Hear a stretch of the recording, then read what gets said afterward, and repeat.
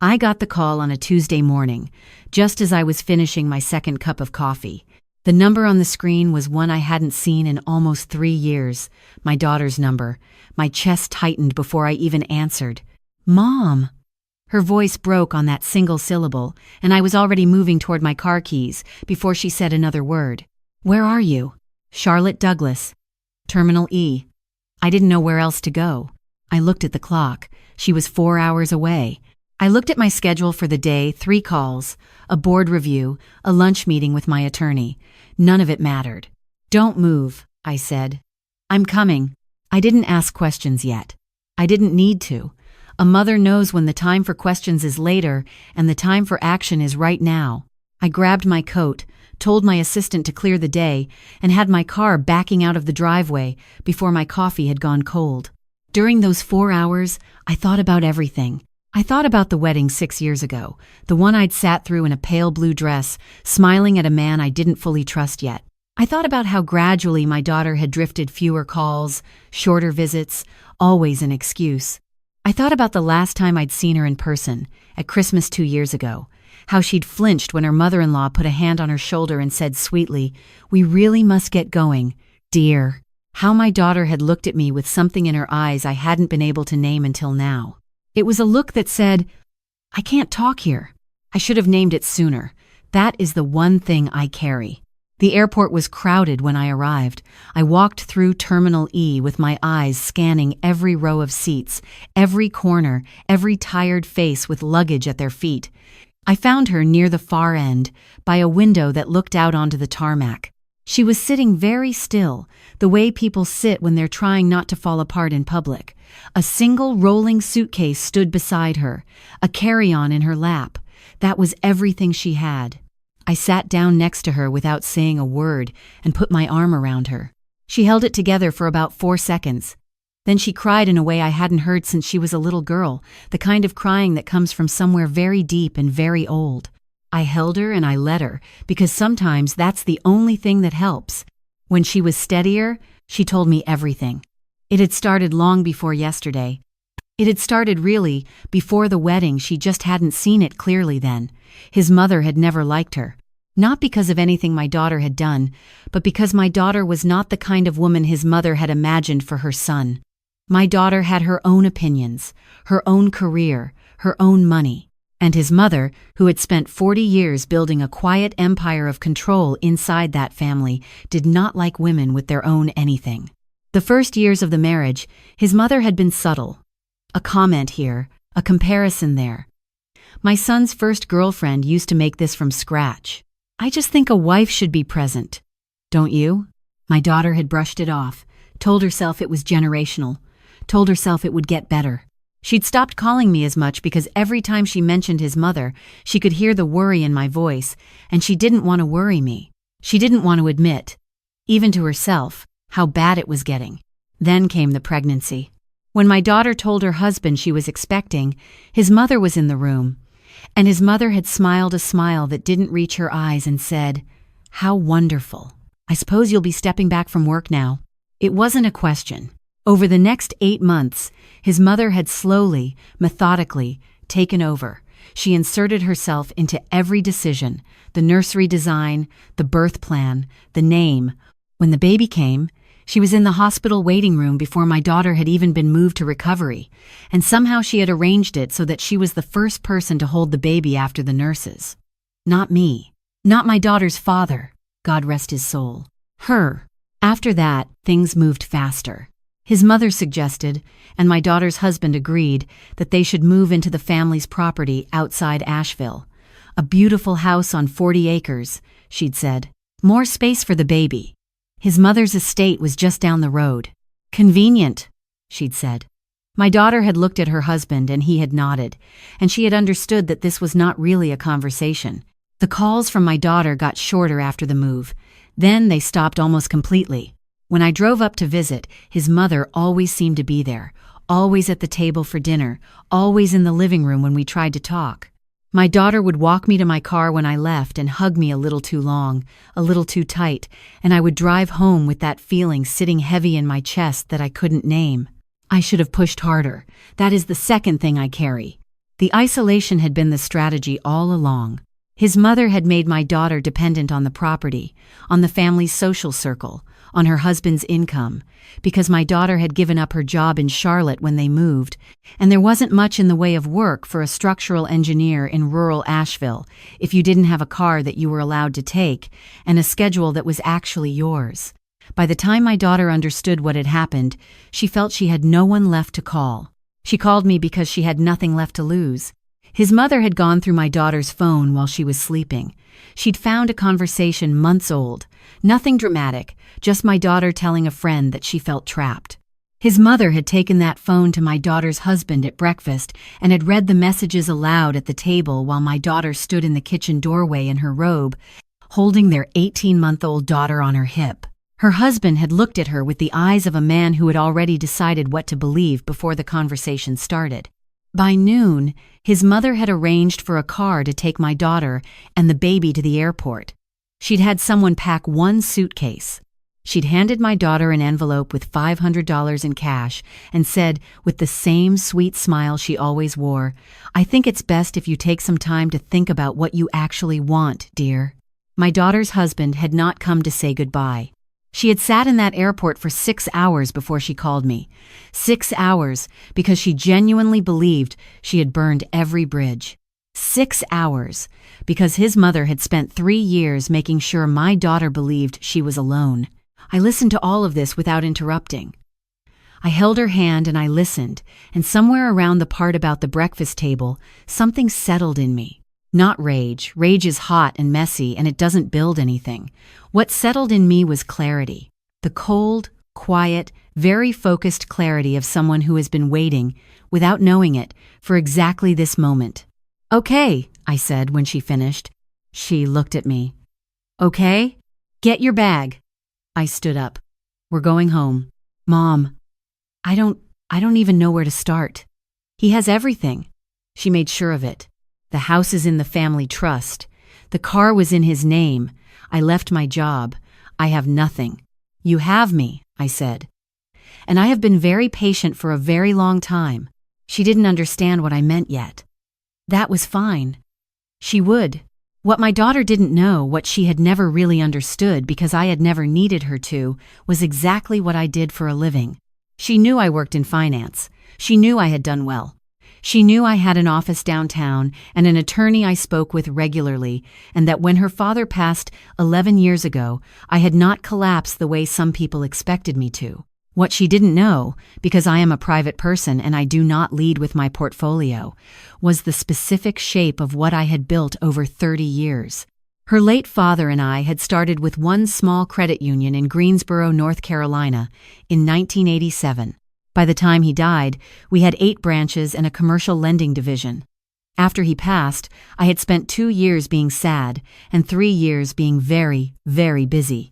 Today, the institution we had built, which had grown through 2 acquisitions and one very strategic partnership, held approximately $400 million in managed commercial assets across the Carolinas and Tennessee. And among the loan portfolios currently active on my books was a $14 million construction loan issued 18 months ago to a development company called Hargrove and Sons Property Group, his mother's family business. I had known about it, of course. I keep a close eye on the institutions I oversee. I had seen the Hargrove name come across my desk and noted it with a certain professional interest and said nothing, because at the time there was nothing to say. His mother had never met me properly. She knew her daughter-in-law's mother worked in finance. People who look at a woman my age in a cardigan and assume they understand what they're dealing with have a very particular kind of blindness, and over the years I have learned that blindness can be useful. What I had not known, until my attorney pulled the full file the next morning, was how badly Hargrove and Sons was performing. The $14 million loan was secured against 2 commercial properties and a residential development in Buncombe County. The residential development had been sold to a new contractor 6 months ago at a significant loss after the original builder walked. The commercial properties had sitting vacancy rates of over 40%. The development company had missed 2 quarterly interest payments, and a third was coming due in 19 days. My attorney placed the file on the table in my kitchen with both hands, the way you set something down that is heavier than it looks. They need an extension, he said. I know. They've been requesting one through the branch manager. He's been stalling pending your review. I know that too. I closed the folder. Set up a meeting. I'd like to meet with the principals directly. He looked at me over the top of his glasses. We have worked together for a long time. He knows when I am simply handling business, and he knows when something else is happening. How soon? 12 days, I said, before the payment comes due. In my office, he nodded, made a note, and asked no other questions. In the meantime, I set my daughter up in the guest room and got her an attorney of her own, one who specialized in family law, particularly in cases involving marital property that had been held in family trusts. There were options, she told my daughter. More than my daughter had been led to believe. The house in Asheville had been purchased during the marriage using joint funds, regardless of how the title had been structured after the fact. The way his mother had arranged the finances was not as clean as she thought it was. My daughter spent the first week sleeping 10 hours a night. My granddaughter, who was 18 months old and did not understand any of this, spent the first week exploring my house and figuring out that the golden retriever next door could be summoned by standing at the fence and calling dog, dog, dog. I watched this small person toddling around my yard in the October light and thought about her mother at the same age, and I made sure my expression stayed steady. By day 8, my daughter was eating properly and starting to ask questions. "What are you actually doing?" she said one evening. We were sitting at the kitchen table after her daughter had gone to sleep, both of us with tea, the house very quiet, managing some business. "Mom," she looked at me directly. "Tell me the truth." So I did. I told her about the loan. I told her about the meeting. I told her about the missed payments and the vacancy rates and the third payment coming due. I watched her face as she understood what I was telling her, and I watched something happen in her eyes that I had not seen there in a long time. Something straightening out, getting solid. "You didn't do this on purpose," she said. "It wasn't quite a question. The loan? No. That was pure business. 2 years before any of this. But the meeting?" I wrapped both hands around my mug. "That I'm arranging on purpose." She was quiet for a moment. "What are you going to do?" "I'm going to let her come into my office," I said. "And I'm going to let her understand, very clearly, who she is actually dealing with." The meeting was set for 11 in the morning on a Wednesday. My attorney had been careful and professional in his communications, just a standard review, he'd said, following up on the outstanding balance and discussing options going forward. He'd given them enough information to be nervous, but not enough to prepare. His mother arrived with her son, my daughter's husband, and their company attorney. She walked into my building in a camel coat and low heels, reading something on her phone, clearly expecting to be dealing with a loan officer or a junior VP. Her son looked tired. Her attorney looked the way attorneys look when they're billing by the hour and not entirely sure what they've walked into. My assistant showed them to the conference room and offered coffee. Then she came and knocked on my door. "They're ready." I took a moment. I straightened my jacket, charcoal gray, good cut, nothing flashy. I picked up the folder. I thought about my daughter sitting in an airport alone for 6 hours with an 18-month-old baby and $500 in an envelope. Then I walked down the hall. I opened the conference room door myself. His mother looked up from her phone, and I watched the exact sequence of expressions that crossed her face in about 2 seconds. First, the polite, anticipatory smile she'd prepared for whoever was coming in. Then the flicker of recognition, my daughter-in-law's mother. Then the rapid recalibration as she looked around the room and did the math about whose office this was and whose name was on the folder under my fill. Armsten. I sat down at the head of the table. "Thank you all for coming in," I said. "I'm sorry it's taken a few weeks to schedule this directly. I like to handle significant accounts personally when I can." Her attorney leaned over and said something quietly to her. She kept her face very still. Her son was staring at the surface of the table. We spent the first 40 minutes on business. I walked through the loan status, the missed payments, the collateral performance. My attorney handled the technical details. I asked the questions. It was professional. It was thorough. It was the kind of meeting that makes people understand they are not in as strong a position as they thought they were. Then I folded my hands on the table and I looked at her. "I'd also like to address something personal." I said, since we are, in a roundabout way, family. Her chin came up slightly. I don't think this is the appropriate venue.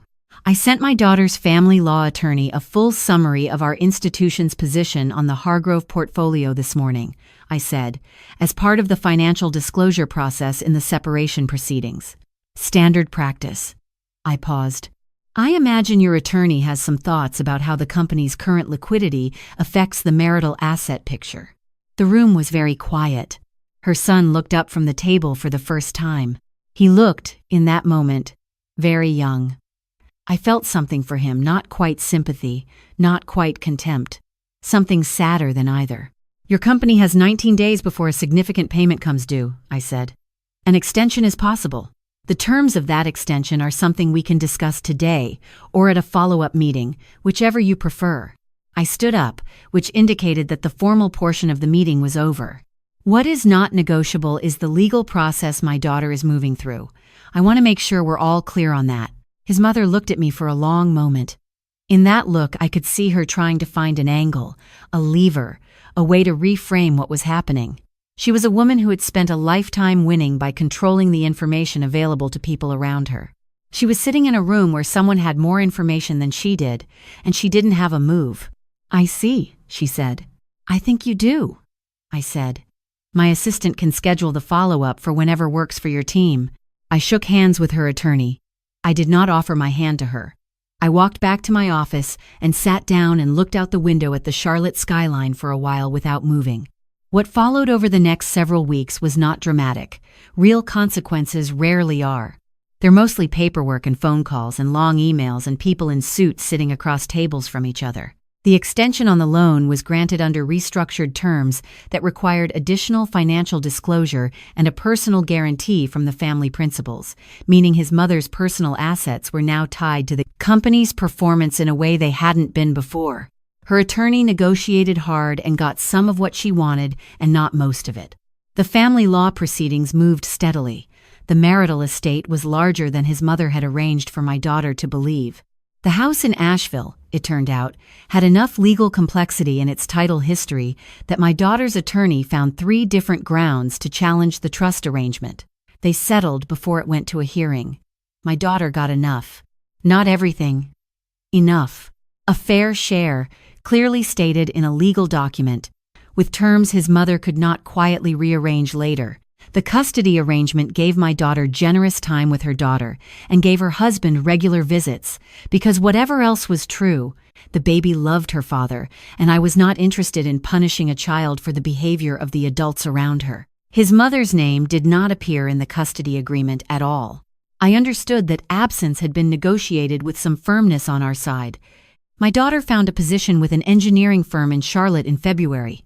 She found an apartment in March, a good one, 2nd floor, with a yard that the dog from next door would eventually come to visit once we had figured out the fence situation. She furnished it herself, piece by piece, driving to estate sales on Saturday mornings with her daughter on her hip. She painted the kitchen yellow. The first Saturday in April, I drove over to help hang curtains. I brought lunch from the deli she'd loved in college.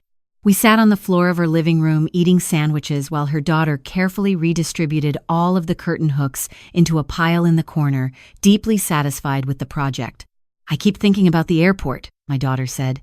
Those 6 hours before I called you. I keep thinking about why it took me so long. I know. She made me believe I had no one. She was quiet for a moment. She was so good at it, I didn't even see it happening. That's how it works, I said. It's not dramatic. It's just small and slow and steady until you look up one day and can't see the way out. I picked a piece of tomato off my sandwich. That's the whole strategy. Make the person feel alone so they stop reaching. Did you know? She asked. When you'd come visit and she was always there, did you know what she was doing? I thought about how to answer that. I suspected something. I didn't know the shape of it until you told me.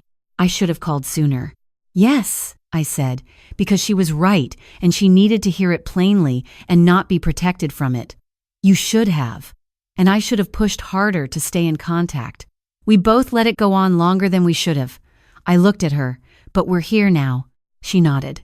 Her daughter came over with a curtain hook held up like a trophy. We both told her she was very impressive. She was clearly satisfied.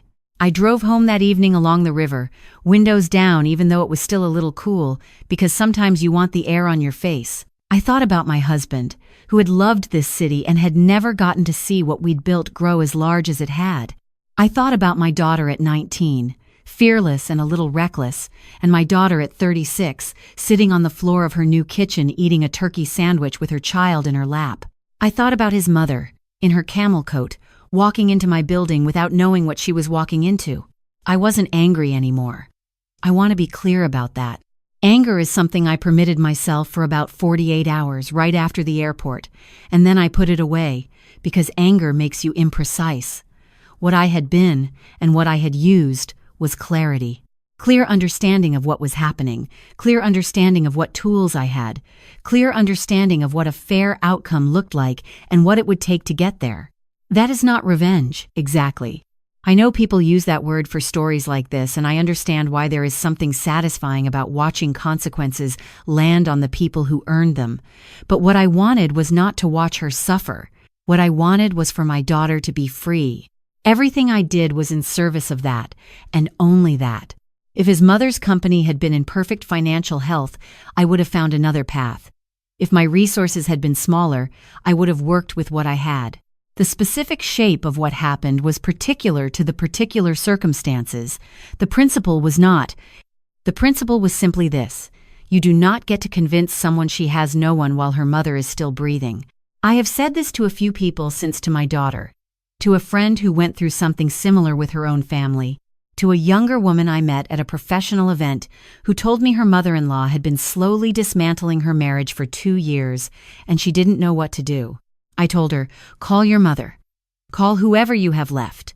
The people who want to isolate you are counting on you, believing you are alone. The moment you pick up the phone, you have already started to dismantle what they built. She had looked at me a little skeptically, the way you do when someone says something that sounds simple and you're in the middle of something that doesn't feel simple at all. What if my mother can't actually do much? She asked. It's not about what she can do, I said. It's about the fact that you're not alone anymore. Everything else comes from that. She nodded slowly. I hope she called. My granddaughter started walking well in February, which means by April she was running.